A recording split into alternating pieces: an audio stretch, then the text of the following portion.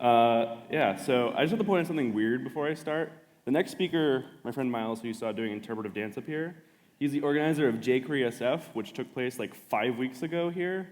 And I spoke in the same spot, and so it's kind of weird being like here again, So I'm here to talk to you about the future.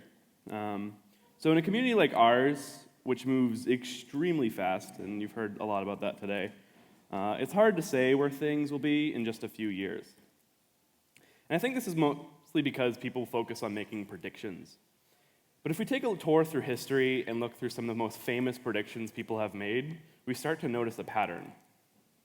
From Scientific American saying the automobile will be finished in 1909, to the New York Times saying that we will never launch a rocket out of Earth's atmosphere, to my personal favorite, Steve Ballmer betting against the iPhone. So predictions almost never go well. Predictions focus on making very specific assertions about the future, and in non-scientific contexts, they border on being almost universally wrong. But predictions are also very easy to make. I can say X amazing tool will be popular in the future with very little consequence if I'm wrong, but if I'm right, I'm a genius. And I don't want to list off a bunch of tools that I think are cool and say the future will be like this is the future, because that would be a disservice to you. So I'm going to avoid making predictions in this talk. Instead, I'm going to celebrate good ideas that people have today, and I really hope that those good ideas win out in the future. So I'm James Kyle. I'm an engineer at Cloudflare. I work on open source projects such as Babel. You can follow me on the Twitters at the James Kyle. So I want to tell you a story. My friend April recently watched my cat while I was away in London. After she saw my apartment, she said to me, "James, you are living in unlivable conditions." I looked at her funny and said, "What do you mean, April? My apartment is nice." She said, "No, it's not. Your mattress is on the floor. You have laundry just sitting out. Your garbage disposal is broken. And James, you have 3 air conditioners in your 400 square foot San Francisco apartment, none of which are being used." It's true. I stared at her for a long moment and said, "My garbage disposal is broken?" And she said, "It's a problem that you don't know that. Let me help you." She did the most amazing thing possible and offered to get my apartment in livable conditions. So I felt inspired by April. She showed me how terrible my apartment was, and then she showed me how to fix it. So that is my lofty goal here. I want to show you how bad things are now and show you how good things can be. So let's talk about tools.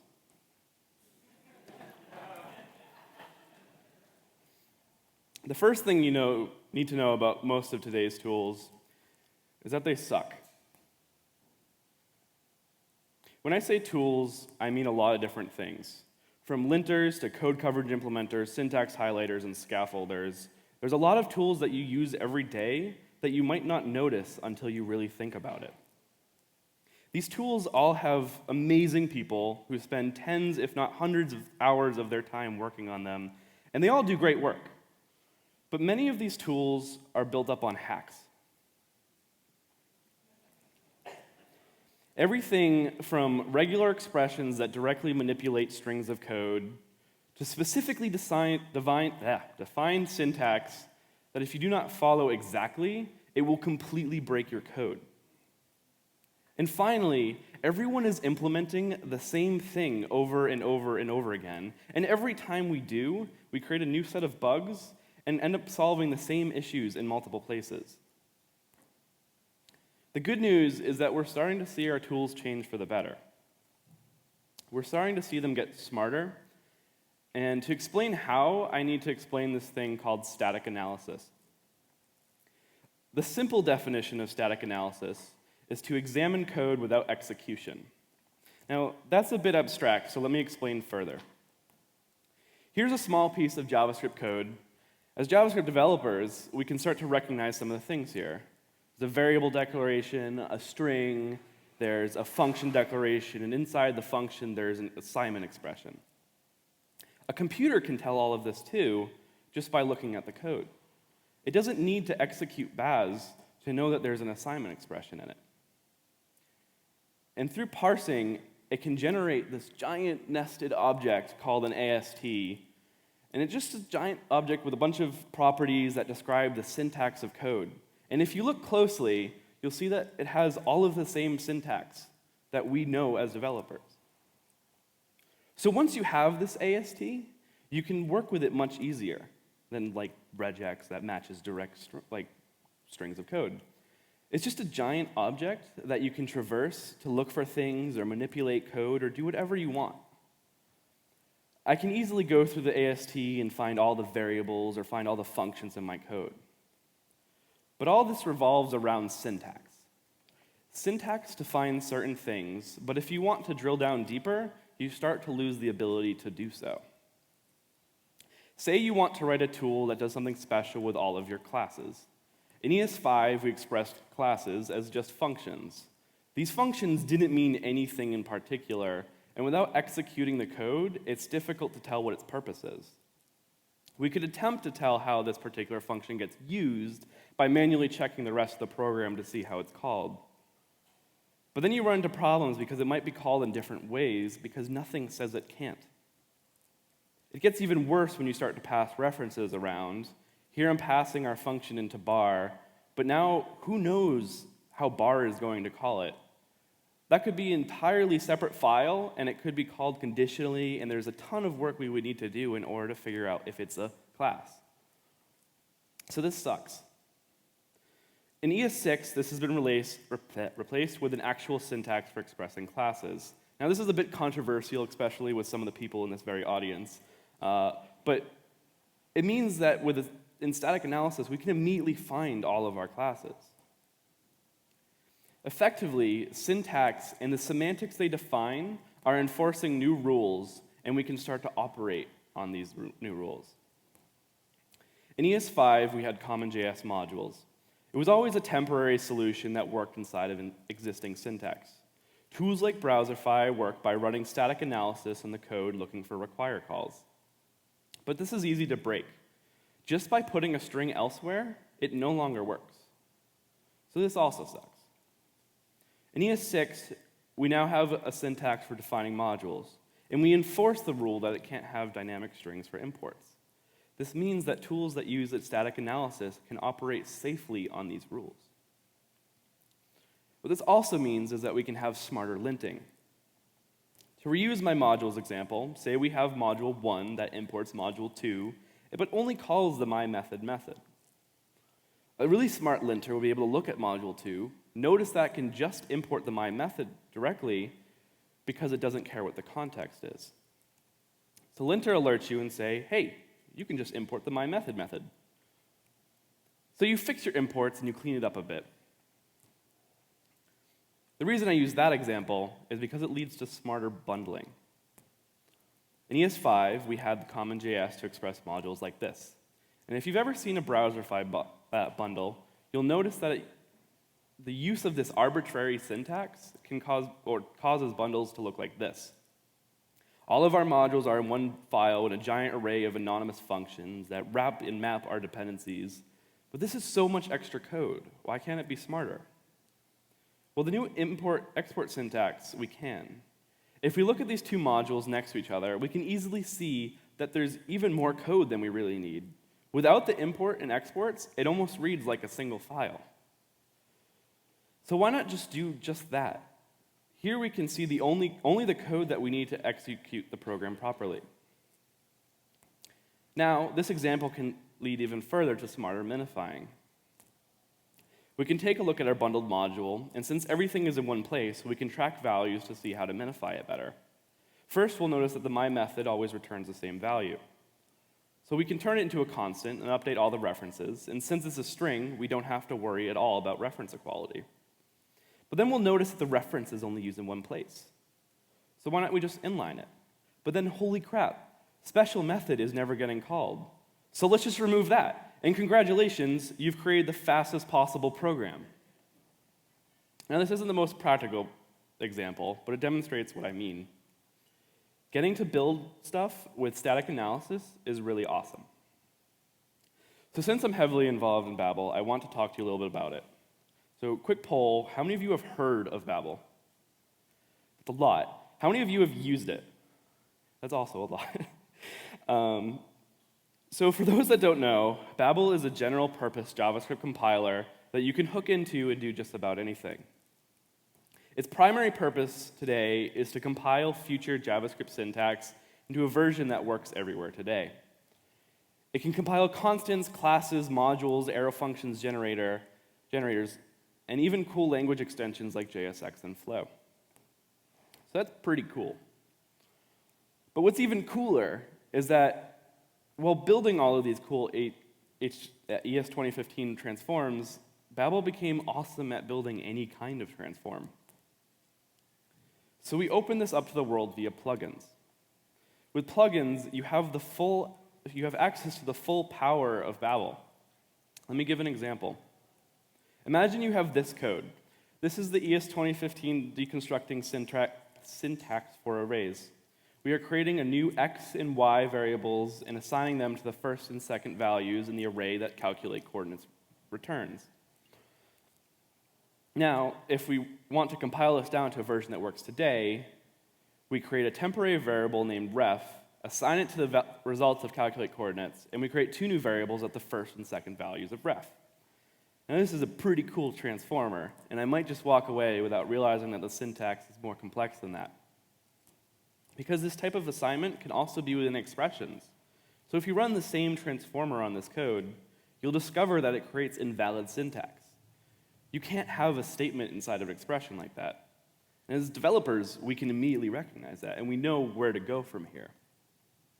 But Babel will look at this transform AST, realize it's incorrect, understand what you're attempting to do, and fix the code for you by turning the statement into an expression. And this is all made possible by the fact that Babel fundamentally understands JavaScript. It is aware of every single part of the language, and in being designed as a compiler, it understands how to transform JavaScript really well. Babel also recently introduced type inference. So if you listen to Steve Klabnitz's talk about Rust and Node, he talked a little bit about how Rust doesn't require you to write types in many places just because it can infer them. So Babel can do many of the same things. It won't type check for you, but it can provide tools built on top of Babel with lots of type information. And people have already gone and built type systems on top of Babel.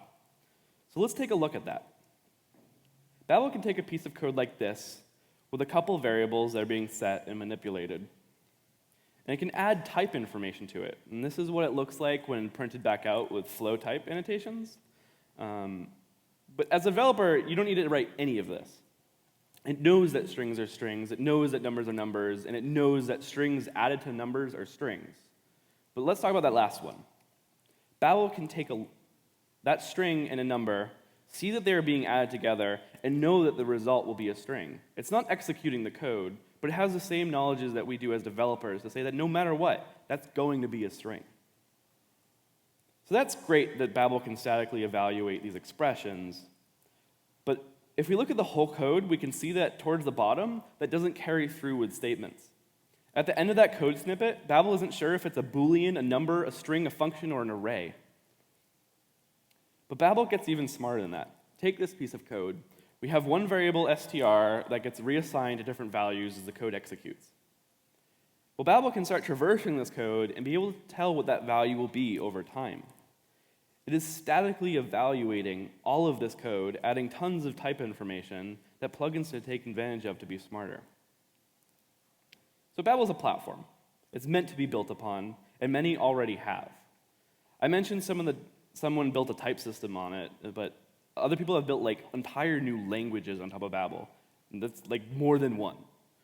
So I'm not going to go into how that crazy stuff is built, but instead some of the more common use cases. Ember was actually one of the first major communities to adopt Babel, and today they use it in some interesting ways. Ember has a bunch of extra code that exists to make the development experience nicer.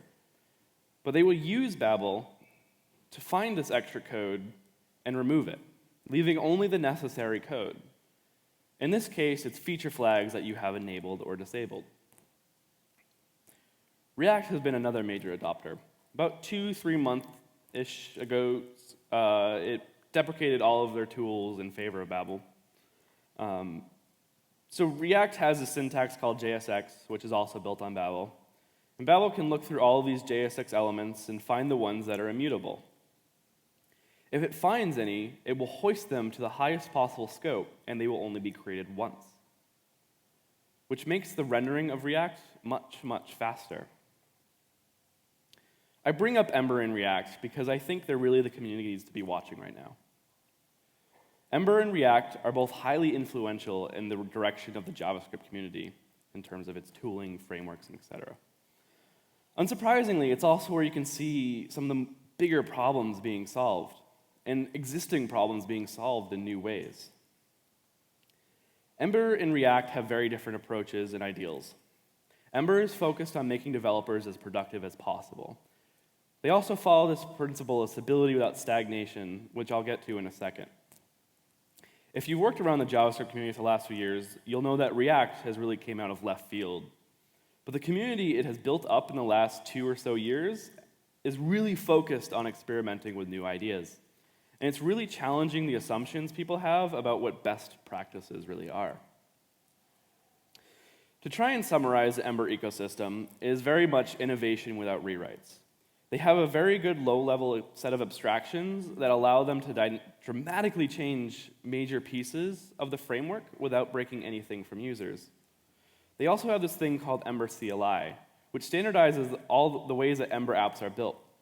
Out of the box, it comes with all the tools you need to build a massive application. They're also able to do some interesting things, like turn on CSP and SRI by default. If you aren't aware of CSP or SRI, there are 2 newer web standards that are designed to make the web more secure. These aren't sexy features. They get overlooked by many people, but they are incredibly important. So Ember pushing this forward is a really big deal, and we should all applaud them for it. React, on the other hand, is very much in flux. That pun was horrible. I apologize to you all for that one. But it's true. The React community has not figured everything out. And they are trying to find new and innovative ways of solving problems. And this is changing the way the JavaScript community as a whole works. You're seeing Ember, Angular, and others trying to steal some of the ideas here. One of the Ember core team members once told me that React is Ember's playground. They are happy to watch the React community to work out the best solutions and then steal them for their own. You can take that however you want. And this is awesome for everyone. The React community is creating and popularizing new and better ideas for everyone in the JavaScript community. So I need to wrap up my talk, but I want to leave you with something. Hold on to your butts because I'm about to thought leader all of you. This is a bit inspired by my friend and personal hero, Jason Laster, who has given a few talks with a similar message. Are you ready? I'm borrowing from Emily's Rose talks right now with the dramatic pause thing, so yeah. When something frustrates you, it's probably frustrated others, and it will continue to frustrate people. So fix it for everyone. Tools can make your life easier, and we can all work on them. I don't want to turn this into a huge Babel plug, but I think Babel might be a cool place to start. The plugins I mentioned earlier are really easy to write. Here's some examples of the officially maintained ones in the Babel Plugins org. Here's one that turns object and sign to the Babel extends helper. Here's one that turns the string property literals into identifier property literals. Here's one that removes debugger statements. Here's one that turns evals into normal code. And another one will turn undefined into void zero. And my personal favorite, a plugin that turns all of your identifiers into emojis. This plugin is mostly emojis, but if we scroll down, we can see it works just the same as all the other plugins. The point is, even when you run into the smallest inconveniences, fix them yourself. Say you create a class and you override a constructor and you forget to call super. Then you spend 20 minutes trying to figure out what it is. You've probably done that a bunch of times too. But once you figure it out, write a tool that will correct you at compile time. And be done fixing that problem forever. That tool would be like 10 lines of code. You can easily do it. So that's my talk, and you can follow me on Twitter